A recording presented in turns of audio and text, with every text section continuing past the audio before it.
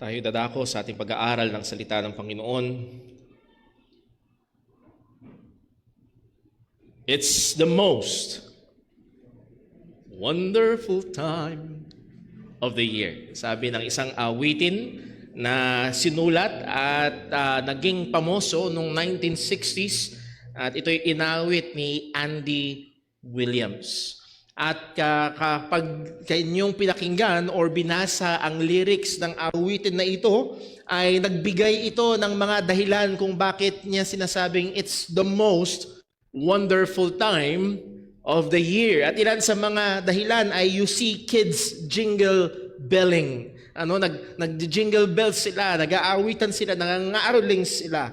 Andun yung mga holiday greetings, andun yung mga friends coming. There will be parties and marshmallows and storytellings and hearts, sabi niya, will be glowing when loved ones are near. Nandiyan ang mga mahal sa buhay, lalo na kung yung pinakasisinta at iniirog ay yung kasama, ay masasabi mong it's the most wonderful time of the year. Now, mga kapatid, mga kaibigan, ayaw ko hong maliitin ang mga sinabi na itong dahilan. And yes, ang Pasko ay nagiging extra special kapag nahandyan ang mga mahal sa buhay, kapag mayroong mga pinagsasaluhan at ito ay tunay na kagalakan. Nevertheless, nais ko hong sabihin na itong mga rason na ito, kapag talagang ating pinagmasdan o sinuri, ay masusumpungan na napakababaw na mga dahilan para pagtaniman ng kagalakan ng ating Kapaskuhan. Paano kung walang jingle bellings na nangyayari? Kagaya nung pandemic, walang pwedeng lumabas. No parties, no friends. Paano kung nasaktuhan na December na layoff ka at wala kang trabaho at paghanda sa Noche Buena? Paano kung walang dumating na mga regalong inaasahan? Lalo na sa mga bata, kung ang mga natanggap ay puro mug at walang laruan. Paano na lang kung kagaya ko ho, isa ang ninong at isa ang ninang. At yung isa ang ninang nag-ibang bansa pa, at pag nagkumparahan na ng aginaldo, lugi. Laging talo. Pero paano kung ang pamilya ay hindi na kumpleto ngayong taon? Nabawasan ng isa o nabawasan ng dalawa? Paano kung nasa ICU ang iyong mahal sa buhay in the most wonderful time of the year? So ngayong umaga, mga kapatid, mga kaibigan, I want us to go sa salita ng Diyos at tayo ay humukay sa salita ng Panginoon upang ating maabot ang tubig na kung saan manggagaling ang dakilang kagalakan. Ang tunay na kagalakan. At ang kagalakan na daladala ng totoong Kapaskuhan na kahit sa gitna ng mga problema, kahit na sabihin sa iyong may cancer ka, kahit walang laman ang mesa o ang rep, o kahit hindi na kumpleto ang pamilya, pwede pa rin at may rason pa rin na magkaroon ng tunay at malalim at matinding kagalakan. And it is truly, we can say, the most wonderful time of the year. Hindi because may festivities or may handaan o may mga parties o kung anumang mga palamuti sa ating kapaligiran, kundi dahil totoo na may dumating na tagapagligtas.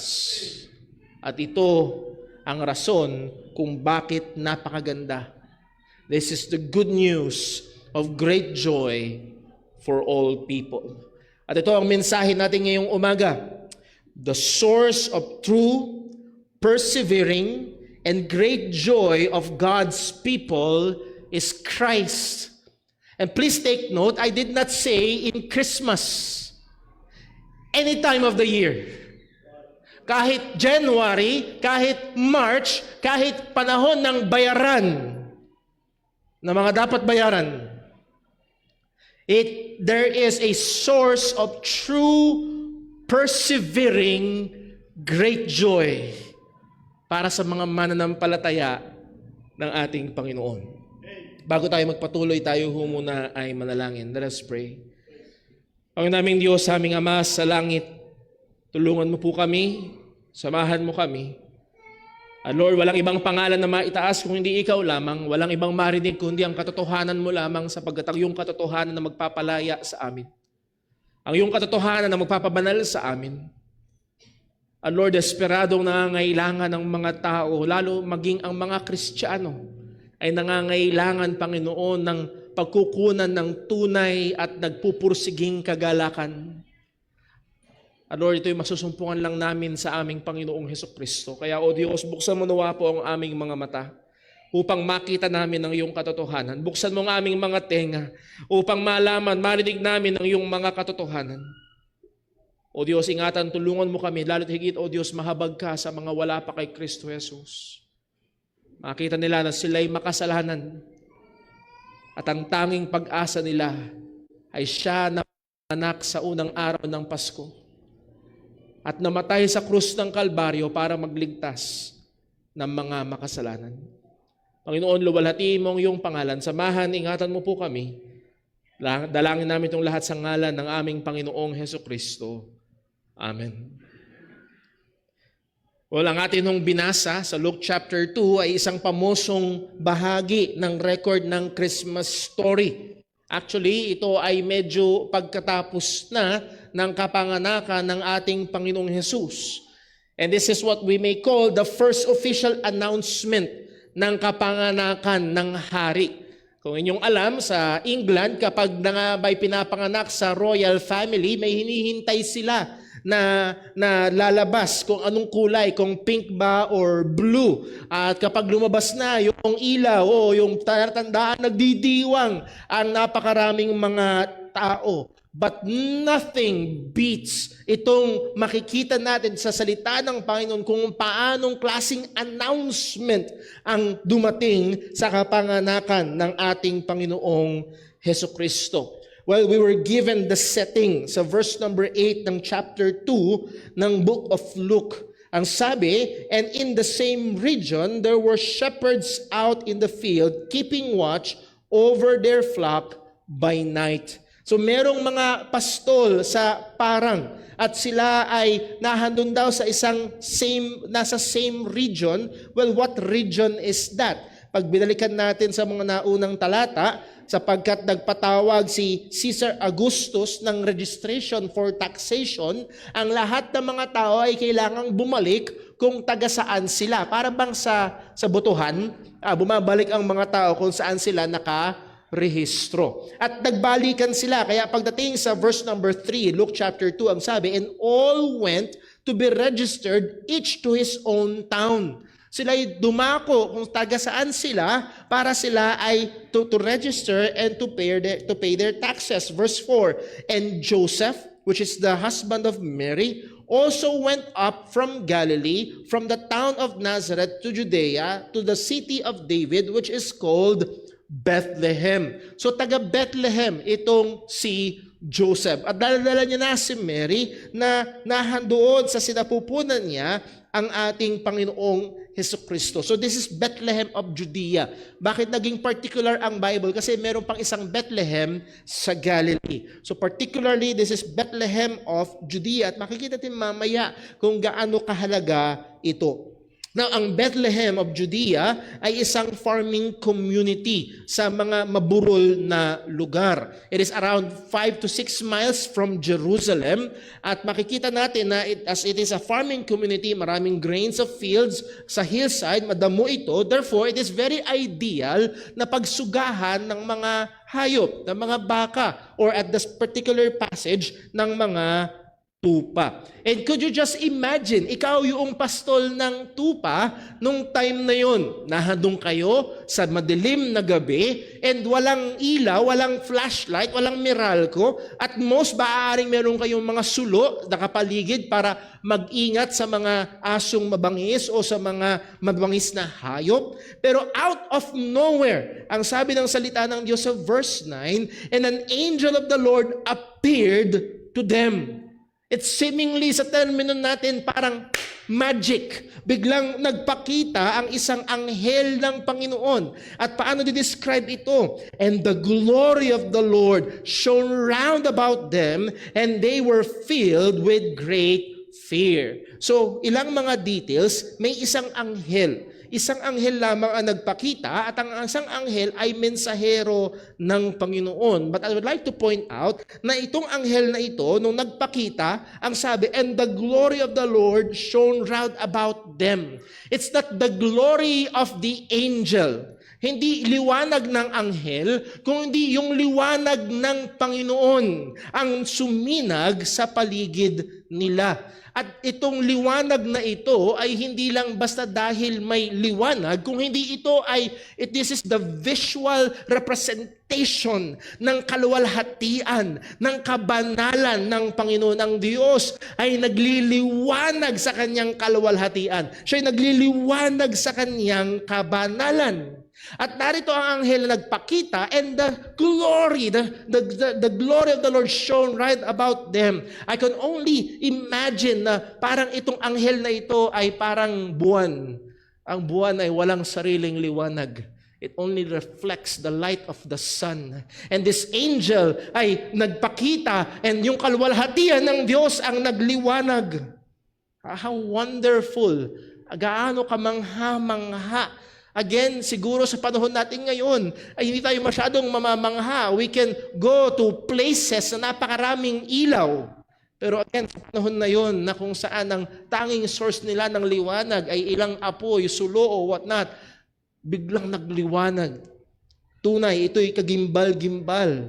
Ito'y matinding bagay. So much so na ang sabi ng Bible, itong mga pastol were filled with, not just with fear, with great fear. May dakilang pagkatakot na dumating sa kanila. Now, it might sound strange para sa panahon natin ngayon na may napakitang anghel, tapos matatakot ang tao. Dahil sa panahon natin ngayon, akala natin pag may nagpakitang anghel, ang maging reaction ng mga tao, yang cute. Ang pinta ng anghel sa panahon natin ngayon ay mga cute angels na parang very harmless. Mga kapatid, pag binasa nyo ang salita ng Diyos, pag may nagpapakitang anghel, madalas ang mga tao tumutumba. Nanginginig sa takot. Hindi cute angels ang makikita. If you read the book of Revelation, kung paano dinescribe ang mga anghel ng Panginoon doon, kahindik-hindik, kagimbal-gimbal. So that's why we can understand itong mga shepherds na ito, that they were filled with great fear. This is something that hindi pa nila nasaksihan kailanman. And then add to that, yung matinding liwanag. So muli, hindi natin sila masisisi na nahandoon ang kanilang matinding pagkatakot. Pero pagdating sa verse number 10, anong sabi ng salita ng Panginoon? And the angel said unto them, nagsalita ang anghel sa kanila. At ang sabi ng anghel, fear not. O shepherds, fear not. Huwag kayong matakot. At nagbigay ng dahilan ng anghel kung bakit hindi kailangang matakot ang mga shepherds na ito. For behold, pagmasdan nyo, bigyan nyo ng atensyon ito, I bring you good news of great joy that will be for all the people. Well, dito natin nakuha yung tema ng ating Christmas service ngayong umaga. Good news of great joy for all people. The reason why should they not fear ay dahil sa mensaheng daladala ng anghel. Ang sabi ng anghel, I bring you good news. Mga kapatid, mga kaibigan, almost every day, especially sa pagdating ng internet or ng social media. Marami sa atin ay may access sa YouTube na tinatawag. We are almost always bombarded ng mga balita. At madalas, ang laman ng mga balita ay hindi mabuting balita. Halos walang balita o primetime news na walang nagbabalita patungkol sa kamatayan o may namatay, may naaksidente, o balita patungkol sa korupsyon or minsan naman hindi korupsyon, eruption ng mga bulkan, natural disasters, and so on. At kapag pinakinggan at inabsorb natin ang mga negatibo o masamang balita na ito, sometimes it can be overwhelming. Yes, may mga pagkakataon, magsisingit sila, okay, it's time for good news. So may konti namang good news, pero madalas ang good news ay madalang at paminsan-minsan lamang and often short-lived. Mga kapatid, mga kaibigan, ito ang kamanghabanghang bagay sa Kapaskuhan. And I'm not saying about sa Kapaskuhan na kultura na meron tayo ng paghahandaan. Sa Paskuhan na September pa lang, naghahanda na, hanggang February ay nagdiriwang. Hindi yun ang aking tinutukoy na kamanghamanghang bagay patungkol sa Kapaskuhan. I'm pertaining to the real Christmas. And that is yung katotohanan na dumating ang ating Panginoong Hesukristo. More than 2,000 years ago, dumating ang mabuting balita. And guess what, mga kapatid, mga kaibigan, that good news is still good news. Ito'y mabuting balita pa rin. Hindi na-expire. Ito ay mabuting balita noon at mabuting balita hanggang ngayon. This is not just good news. Ang sabi ng anghel, this is the good news of great joy. Ito ay mabuting balita, nagdudulot ng matinding kagalakan. And sadly, ang ating bayan at maraming mga tao at may mga pagkakataon, maging ang mga Kristiyano, seemingly this great joy is already absent. Hindi makita, hindi mahalata. Lalo na sa panahon natin ngayon, kailangan ng mga tao, kailangan ng buong mundo ang mabuting balita na ito na dala ng anghel na magdudulot ng dakilang kagalakan. Ang World Health Organization, if not dulo ng 2023, kundi simula ng 2024 ay nag-announce na may epidemic. At ito daw ay epidemic ng sadness. Padami ng padami, by the millions, ang nagsasabing sila ay malungkot. May trabaho pero malungkot. May laman ng rep pero malungkot. Lalo na pag inalis mo yung dalawang yun, lalong malungkot. Kahit sa mga bansa na maunlad sa Amerika, maraming malungkot. Sa Japan, padami ng padami ang malungkot. Sa China, padami ng padami ang malungkot. And yes, may mga pagkakataon sa ating konteksto bilang mga Pilipino, we are known. Kilala tayo na napakadali nating tumawa. Kahit sa gitna ng trahedya, pag tumutok yung TV yung camera ng TV station, wala nang bahay, ubos, sunog. Pero pag nakatutok na yung TV station, masaya ang Pilipino. Pero I will believe na ngayon dito, yes, maaaring humingiti, pero may malalim na kalungkutan. Mga kapatid, mga kaibigan, I would like to encourage you to pay great attention to this good news. Why?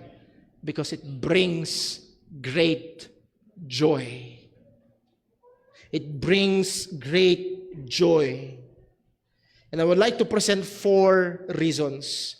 4 na rason kung bakit ang mabuting balita na ito na dala ng anghel ay nagdudulot ng dakilang kagalakan. Number one, para hindi tayo magtagal, number one is the scope of the good news. Yung lawak nito, yung sakop nito. Sino ba ang kasama dito? Ang sabi ng anghel sa Luke chapter 2 verse 10, "But the angel said unto them, Do not be afraid. Listen carefully, for I proclaim to you good news that brings great joy to all people." Ito daw ay para sa lahat. Nung dumating ang balita na ang nanalo sa US election na si Donald Trump, yes, it is good news, pero sa mga Republicans, pero very, very sad news para sa mga Democrats. Nung dumating yung balita na itataas ang pamasahe, natagdagan ang pamasahe. Good news sa mga driver, pero bad news sa mga pasahero. Nung nag-announce, walang pasok. Good news sa mga estudyante. At sa mga magulang na hindi magbibigay ng baon ng araw na yun. Pero bad news kanino? Sa mga negosyo sa paligid ng eskwelahan na nakaasa sa mga estudyante. Nakakuha niyo ho? So maraming mga quote-unquote good news para sa ilan, pero bad news ito para sa iba. Pero mga kapatid, mga kaibigan, ito muli ang nagbubukod tangi sa balitang daladala ng anghel. Ang balitang daladala ng anghel na tunay na malaking kagalakan ay dahil ito ay para sa lahat ng tao. Itong mabuting balita na ito na daladala ng anghel ay para sa iyo anuman ang nationality mo. Ay para sa iyo anuman ang educational attainment mo. Para sa iyo ito, ikaw man ay dilawan o pulahan o anuman ang iyong political affiliation. Para sa iyo ang good news na ito, anuman ang trabaho mo o wala ka mang trabaho. Listen, para sa iyo ang good news na ito, anuman ang religious denomination mo.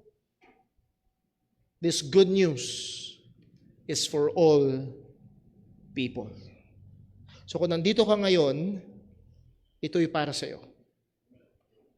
Ito'y good news maging para sa ating mga mananampalataya na ng Ebanghelyo. Hindi lamang ito good news para sa mga hindi Kristiyano.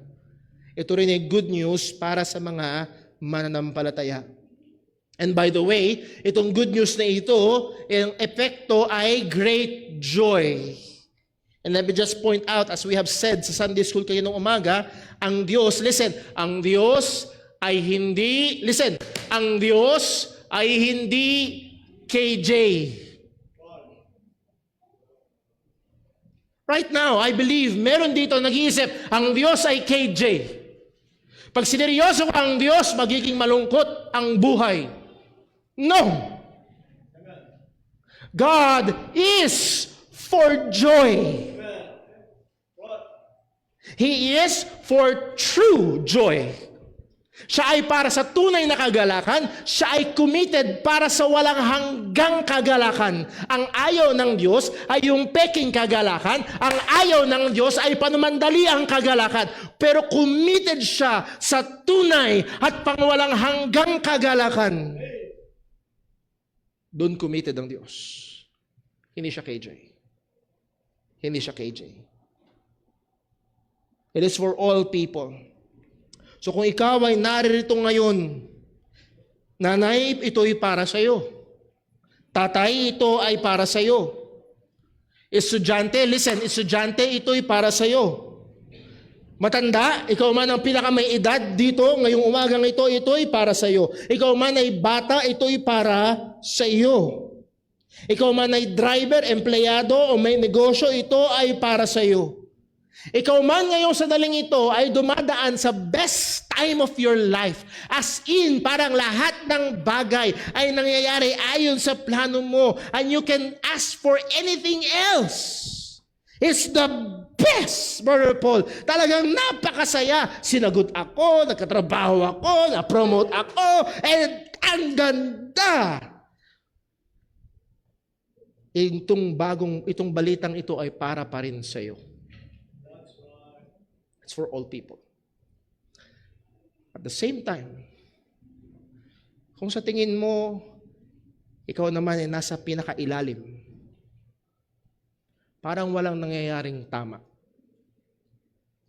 Nagsusumikap ka, pero problema, at problema, at problema, at problema. Nais ko sabihin sa iyo, kaibigan, or kapatid, this good news of great joy is also for you. Ito ay para rin sa iyo. It is for all people. So walang rason para hindi ka makinig. Walang rason para ka tumutok sa cellphone mo ngayon because this is for you. Walang rason para ang isipan mo ay hayaan mo magliwalayo sa ibang mga bagay. Listen, walang rason para mag-isip ka ng ibang mga bagay. Why? Because this is for you. You need to listen. This good news of great joy is for all people. Number 2, not just the scope. Hindi lamang yung sakop nito, na ito'y para sa lahat ng tao, kung hindi yung content nito, yung nilalaman. Again, sa age ng social media, especially usong-uso ang mga vloggers, usong-uso ang mga podcast, ang mga videos, at napakahalaga ng tinatawag na content. Yung nilalaman. At kapag nanood ka ng mga tutorials kung paano magva-viral ang video mo, sa madaling salita ito, kung hindi interesado ang mga tao sa content mo, hindi ka magva-viral. Isang magandang gawin mo ay kung saan interesado ang mga tao. Ang punto ay ang content ay napakahalaga. So itong good news that will bring great joy for all people, what is the content? Ano ba ang nilalaman itong good news na ito? Brother Paul, may pangako ba ang Diyos na pag lumapit ako sa Kanya, magiging milyonaryo ako? I want that. Pag ba nag-church ako, Brother Paul, linggo-linggo, mawawala lahat ang problema ko, gagaling ang karamdaman ko, gusto ko yan. Yun ba ang laman itong good news na ito? Well, hindi natin kailangan manghula. Ang sabi ng anghel ay ito. Verse 11. For unto you is born this day in the city of David a Savior who is Christ the Lord. And that word for, sa kauna-unahan, means reason, dahil. Hindi nyo kailangan matakot mga pastol sapagkat ang daladala ko ay isang mabuting balita ng dakilang kagalakan para sa lahat ng mga tao dahil. Ito yung dahilan. Ito yung rason. Unto you is born this day in the city of David a Savior who is Christ the Lord. And oh, how was I tempted na himay-himayin natin ang bawat salita na yon at ito'y naglalaman ng napakaraming mga katotohanan. Wala tayong sapat na oras para isa-isahin. Pero let me put it this way, mga kapatid, mga kaibigan. Ang sabi ng anghel ay ito, Today, lahat ng mga pangako ng Diyos patungkol sa parating na Mesiyas ay naganap. Yun yung sabi ng anghel. Unto you is born this day in the city of the Lord, the city of David, a Savior who is Christ the Lord. At ang ibig sabihin nun, lahat ng pangako ng Diyos tungkol sa parating na tagapagligtas ay natupad. Lahat ng salita ng Diyos patungkol sa parating na Kristo ay natupad. Yung pinangako niya way back dun sa Garden of Eden na ang sabi ng Diyos may darating na binhi ng babae na dudurog sa ulo ng ahas, naganap yun ngayon. Dumating na. Yung pinangako ng Diyos kay Abraham na sa pamamagitan ng binhi ni Abraham that all the families of the world will be blessed, dumating na yon. Yung binhi na yon ay dumating na. Yung pinangako ng Diyos na anak ni David na darating at luluklok sa trono ng David at maghahari magpakailanman. Dumarating na yung hari. Dumating na yung anak ni David. Dumating na ang Mesiyas. At napakaraming mga propesiya patungkol sa ating Panginoong Hesukristo. Let us just read some na mga popular. Sa Isaiah chapter 9 verse 6, ang sabi na Isaiah 9:6, "For unto us a child is born, to us a son is given, and the government shall be upon his shoulder, and his name shall be called Wonderful, Counselor, Mighty God, Everlasting Father, Prince of Peace. Of the increase of his government and the peace there will be no end. And the throne of David and over his kingdom, to establish it and uphold it with justice and with righteousness from this time forth and forevermore. The zeal of the Lord of hosts will do this." So the zeal of the Lord of hosts will do this. Walang ibang pinapatungkulan yan kung hindi si Jesus. At sabi ko doon sa isang kamag-anak namin na ayaw maniwala na si Jesus ay Diyos, ang sabi diyan, He shall be called Mighty God. Can you call Jesus Mighty God? Mga kapatid, at dumating ay hindi tao lamang. Ang dumating ay Diyos na nagkatawang tao.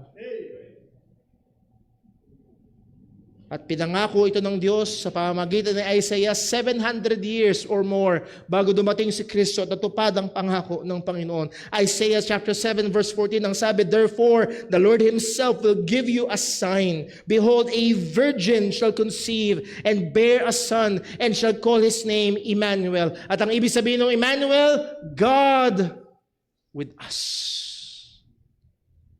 It's not man with us, it's God with us. At natupad yun. May birhen na nagbuntis at nanganak ng isang lalaki. Micah chapter 5 verse 2, ang sabi, "But you, O Bethlehem Ephratah, who are too little to be among the clans of Judah." Kaya mahalaga, hindi Bethlehem of Galilee, but Bethlehem of Judah. "From you shall come forth for me one who is to be ruler in Israel, whose coming forth is from of old, from ancient days." Again, dumating ang isang anak sa pamamagitan ng isang birhen at pinanganak siya sa Bethlehem of Judea. And all this, to the very details, ay naganap. "For unto you is born this day in the city of David a Savior, which is Christ the Lord." Muli, ang sinasabi ng anghel dito, lahat ng pangako ng Diyos sa lumang tipan tungkol sa parating na Mesiyas ay naganap. Punto, mga kapatid, listen. Baka mamaya may magsasabi, ano ngayon, Brother Paul? Ano ngayon? It means God keeps His word. Tinutupad ng Diyos ang kanyang salita. Ang pangako niya ay mangyayari. Sinubukan ng tao na pigilan ito. Sinubukan ng marami na humadlang dito, pero ang pangako ng Diyos ay natupad pa rin. Siya ay tapat at hindi mapapako at hindi mababali ang pangako ng Panginoon. Siya ay Diyos na soberano at ginagawa niya ang sang-ayon sa kanyang plano, sang-ayon sa kanyang salita. At hindi yun mahadlangan ng sinuman. Ipinadala niya ang kanyang bugtong na anak upang magligtas. At sino mang sasampalataya kay Jesus sa kanyang ebanghelyo ay hindi mapapahamak, kundi merong buhay na walang hanggan. Bakit? Dahil ang Diyos ay tapat at soberano at tutuparin niya ito. At ano pa ang pwedeng pagmula ng malalim na kagalakan ng Kristiyano kung hindi ang katotohanan na ang Diyos ay tapat? Let me put it this simply. Mga kapatid, mga kaibigan, kung ang Diyos ay hindi tapat, uwi na tayo. Kung ang Diyos ay hindi tapat, hindi na ako pastor bukas. No, hindi na ako pastor mamaya. Ngayon din magre-resign ako kung ang Diyos ay hindi tapat. Dahil kung ang Diyos ay hindi tapat, hindi siya marapat sambahin. Hindi siya marapat paglingkuran. Kung ang Diyos ay hindi tapat, siya ay hindi Diyos. Ang Diyos ay tapat. tinupad niya ang kanyang mga pangako. At hindi lamang dumating ang anak ni David, a Savior's born. Ang sabi ng salita ng Diyos, a Savior who is Christ the Lord ang dumating ay isang tagapagligtas. And this is really good news. This is really an extremely good news. Sabihin natin sa ganitong paraan, kung ikaw ay kriminal, ayoko magpataas ng kamay kung sinong kriminal dito, pero kung ikaw ay kriminal, huwag ka nang umamin. Pero kung ikaw ay kriminal at may nagsabi sa'yo, may nagbalita sa'yo, andito na yung mga pulis. Good news ba yun? Matutuwa ka? Kriminal ka ha? Kriminal ka. At may nagbalita sa'yo, andito na yung mga pulis. Matutuwa ka? Hindi yung good news para sa'yo. Mga kapatid, mga kaibigan, ito ang sabi ng salita ng Diyos. Sa Romans chapter 3 verse 23, for all have sinned and come short of the glory of God. Like it or not, lahat tayo, in a sense, ay kriminal. Lahat tayo ay lumabag sa batas ng Diyos. At napakasamang balita kung dumating si Jesus para humatol. Bakit? Ang sabi nga ng propeta, if thou shalt mark iniquity, O Lord, who shall stand? Kung dumating si Jesus para parusahan ang lahat ng mga makasalanan, lahat tayo ay magkikita-kita sa impyerno. Dahil walang matuwid, wala kahit isa. And good news upon good news. Ang dumating ay hindi isang judge. Ang dumating ay isang tagapagligtas. Ang sabi ni John sa John chapter 3 verse 17, for God did not send His Son into the world to what? To condemn the world. Hindi siya naparito para hatulan. Muli pag hinatulan, lahat tayo ay masusumpungang mapaparusahan. Pero siya'y naparito, He did not come to condemn the world, but God sent His Son, Jesus Christ, in order that the world might be saved through Him. Siya'y naparito, isinugo si Jesus, dumating ang tagapagligtas upang ang mundo, which is mundo ng mga makasalanan, ay maligtas. Paano daw maliligtas ang mga makasalanan? Ang sabi, through Him. It's not through religion. It's not through a pastor. Hindi ito sa pamamagitan ng sinumang santo o santa na dadaanan mo, no. It's not through rituals or sacraments na pwedeng gawin ng tao. As we have studied kanina sa Sunday School, it's not through the Ten Commandments. It's not through good works. Kaya kung iniisip mo na naririto ka ngayon dahil nagpapakabait ka naman at kumpara sa iba, yes, maaari sabihin mas mabuti ka kasi sa iba. I'm sorry to say, it's not through your goodness. Ang kaligtasan ay sa pamamagitan ng ating kabaitan.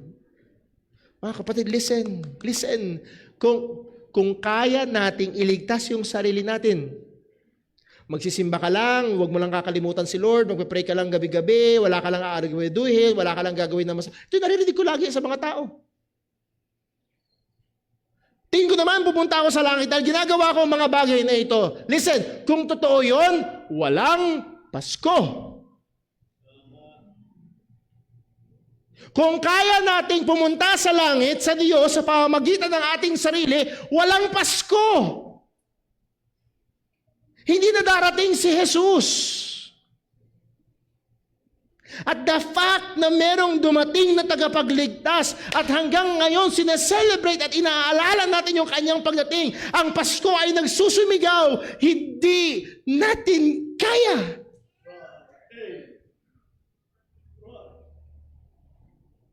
Ang mensahe ng Pasko ay hindi lang gusto ng Diyos, masaya tayo at may mandaan at kumpleto ang Panginoon. Ang mensahe ng Pasko ito, ang dumi natin, makasalanan tayo, hindi natin kaya dumating si Jesus.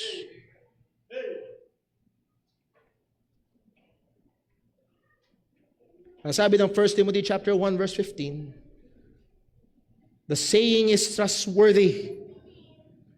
The saying is trustworthy.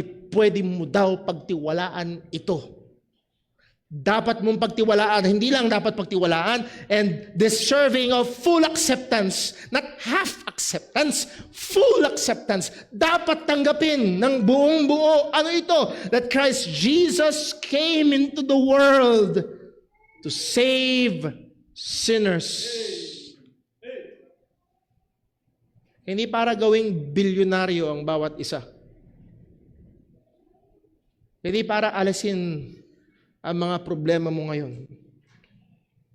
Masyadong maliit yun. Dumating siya para sa mas malaki. He came to save sinners. Ang sabi ni Pablo, of whom I am chief or foremost. So dumating siya para magligtas. That's good news. That's great news of great joy. Napakatinding kagalakan na alam mo na ikaw ay nagkasala laban sa Diyos at karapat dapat ka lamang sa puot ng Diyos, pero dumating siya para tayo ay iligtas. At ang sabi ng anghel sa verse 12, and this will be a sign for you, Luke 2 verse 12, you'll find a baby wrapped in swaddling clothes and lying in a manger. And I really love this, mga kapatid. Hindi lang hindi katulad ng propeta ng isang malaking relihiyon na may basta natanggap lang na pangitain. Ito ay mga pastol na may nagpakitang anghel sa kanila. Sabi ng anghel, puntahan nyo at makikita nyo ang isang bata na nakabalot ng tela at nasa sabsaban. And guess what?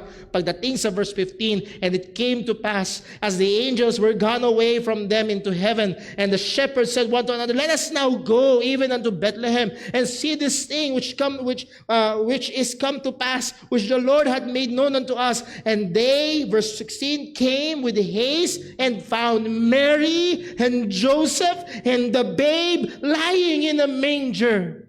Mga kaibigan, hindi ito kwentong kutsero na imbento lang kung saan. Ito ay isang totoong pangyayari at kanilang nasaksihan. Ang Kristyanidad ay hindi nakatungtong sa ideya lamang ng iilan o sa claim na pangitain. Ang Kristyanidad ay nakatungtong sa tunay na kasaysayan na nagkatawang tao ang Diyos, pinanganak at nilagay sa sabsaban. So what is the content of the message, of the good news? Ang tagapagligtas ay dumating. Pangatlo, bakit ito good news? So makita natin the worship. The worship.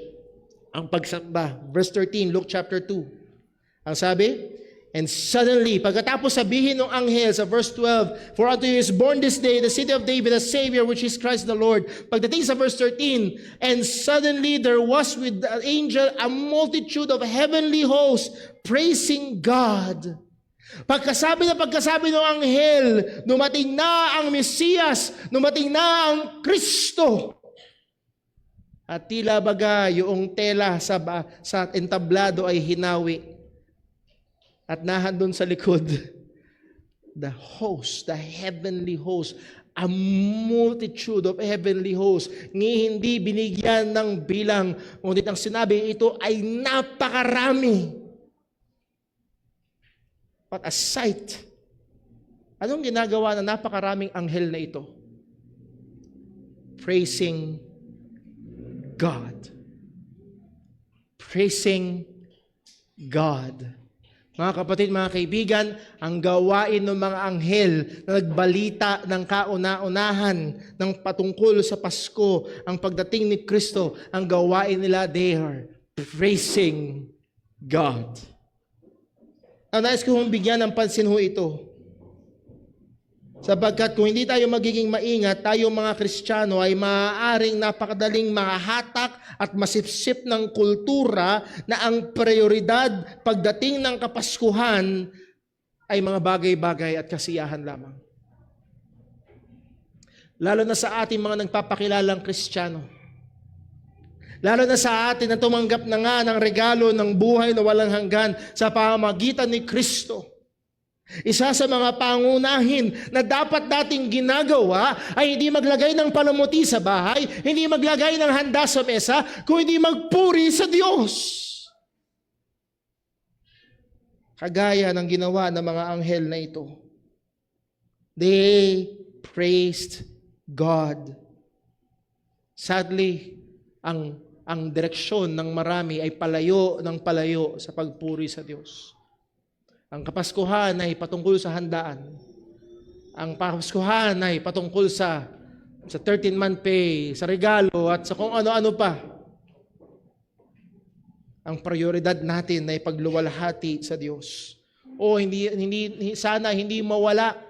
Yes, alam natin, walang nakakaalam ng eksaktong birthday ng ating Panginoong Hesukristo. Pero kung ito man ay isa-celebrate mo ng December 25 o anumang petsa mo gustong alalahan nito, ang hindi dapat mawala ay yung katotohanan na pinupuri mo at pinupuri natin ng Diyos dahil dumating ang tagapagligtas. Anong sabi ng mga anghel? Glory to God in the highest. Now, mabilis lamang po, 3 paraan na pwede natin tingnan ito. Glory to God who is the highest. Purihin ang Diyos na pinakamataas. Ni-emphasize ang katagaasan ng Panginoon. Or glory to God in the highest degree. Purihin ang Diyos sa pinakamataas na kaparaanan ng lahat ng papuri. All the praise and all the worship na kaya natin gawin ay marapat lamang na ibigay sa Diyos. Or to glorify God in the highest realm, that is in the heavenly realm, the God who is in the highest place, luwalhatiin siya at nagpapakita ng kataasan ng Panginoon. Ang punto ito, the main person in Christmas that deserves all glory and worship is God and God alone. Ang tanging may karapatan, ang tanging nararapat bigyan ng lahat ng papuri sa Kapaskuhan ay ang Diyos at ang Diyos lamang. Nawa tayo bilang mga mananampalataya ay huwag masipsip ng kultura. It's all about gifts, all about food, all about party. No. Yes, dagdag saya yan. I'm not denying that. Pero huwag nawang ganung kababaw lamang.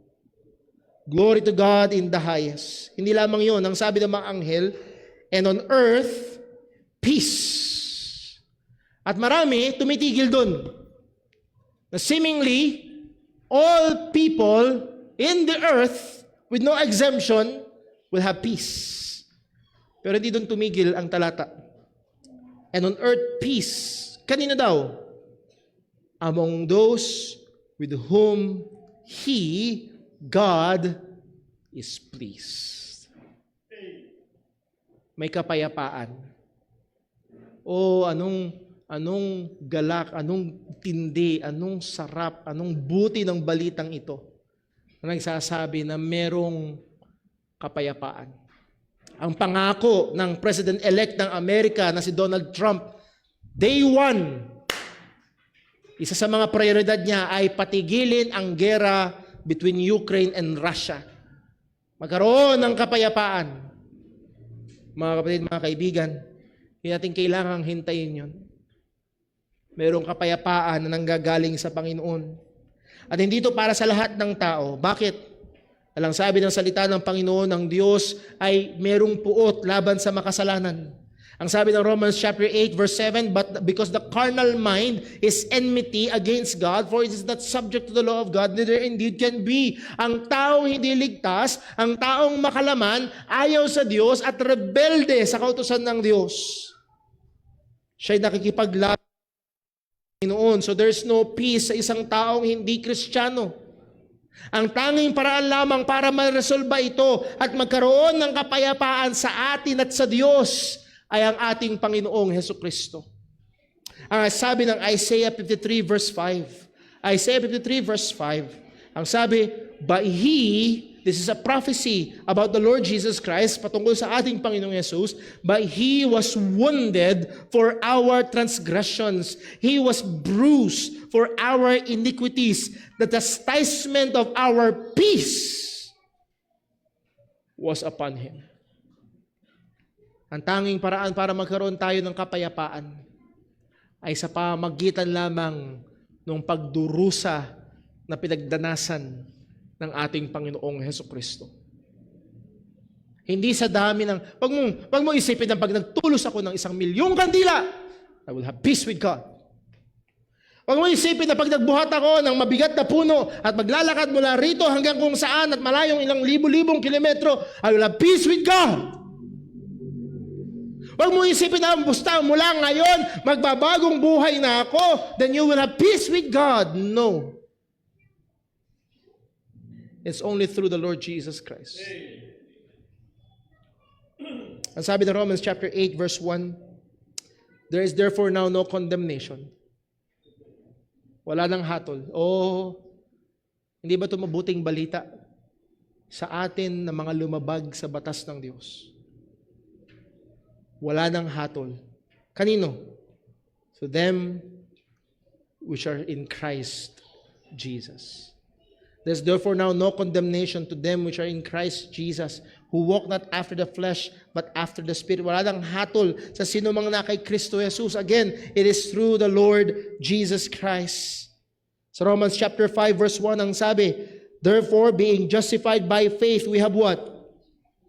Peace with God through our Lord Jesus Christ. Hindi sa pamagitan ng relihiyon mo, hindi sa pamagitan ng kabaitan mo, hindi rin sa pamagitan ng 10 utos, ang kapayapaan, ang tanging paraan para magkaroon ng kapayapaan sa atin at sa ating makasalanan sa Diyos na banal ay sa pamagitan lamang ng tagapagligtas na dumating sa pamagitan ng ating Panginoong Hesukristo. Let me close with this, a very familiar verse, but I hope ito'y umalingaw-ngaw ng may katotohanan sa iyo ngayong Kapaskuhan.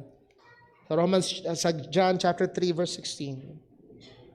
For God so loved the world that He gave His only begotten Son. That's Christmas. Binigay niya si Kristo. That whosoever believeth in Him should not perish, but have everlasting life. Ang Diyos ang gumawa ng paraan para tayong makasalanan ay magkaroon ng kaligtasan. Oo, ng kapayapaan. At ito ang mabuting balita ng Kapaskuhan. Ang mabuting balita na magdudulot na matinding kagalakan. Dumating ang tagapagligtas. Totoong dumating siya. Totoong namatay siya sa krus. Totoong nabuhay siyang muli. At listen, totoo, na kung ikaw mismo ngayon ay sasampalataya ka sa Kanya, hindi ka mapapahamak, kundi magkakaroon ka ng buhay na walang hanggan. This is good news of great joy for all people. Let's pray.